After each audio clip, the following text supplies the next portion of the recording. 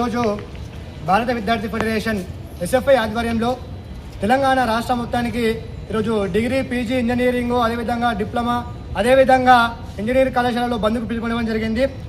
ఈరోజు తెలంగాణ రాష్ట్రంలో గత 6 సంవత్సరాల నుండి 8,000 కోట్ల పైచలకు స్కాలర్షిప్లు పెండింగ్ ఉండడం జరిగింది. ఆ స్కాలర్షిప్లు విడుదల చేయాలని ఈరోజు తెలంగాణ వ్యాప్తంగా ఎస్ఎఫ్ఐ ఆధ్వర్యంలో బంద్కు పిలుపునివ్వడం జరిగింది. అదేవిధంగా ఈరోజు రేవంత్ రెడ్డి గారు ఒక హామీని ఇచ్చారు. ఏమిచ్చారు? మేము దసరాకు మరియు దీవాళీకి 600 కోట్లు రిలీజ్ చేస్తాము, విద్యార్థులకు ఎలాంటి ఇబ్బంది లేకుండా ఉంటుందని చెప్పడం జరిగింది.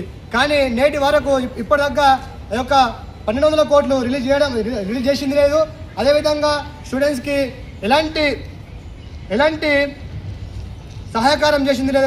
కావున ఈరోజు తెలంగాణ వ్యాప్తంగా ఎస్ఎఫ్ఐ ఆధ్వర్యంలో అన్ని కళాశాలలో, ఇంటర్ కళాశాలతో సహా అన్ని కళాశాలలో బంద్కు పిలుపునివ్వడం జరిగింది. అదేవిధంగా ఈ రాష్ట్ర ప్రభుత్వము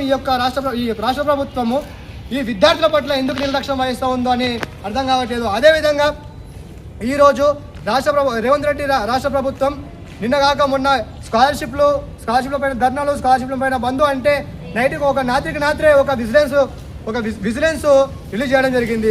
ఎందుకు ఈ విద్యార్థుల పట్ల అంత నిర్లక్ష్యం ఎందుకని మేము ఈ సందర్భంగా ప్రశ్నిస్తూ ఉన్నాం.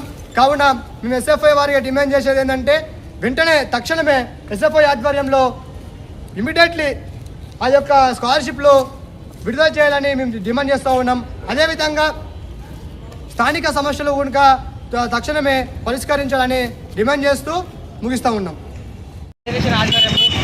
రేవంత్ రెడ్డి గారు మన స్టూడెంట్స్ స్కాలర్షిప్ మంజూరు చేస్తామంటే ఇంతవరకు చేయలేదు.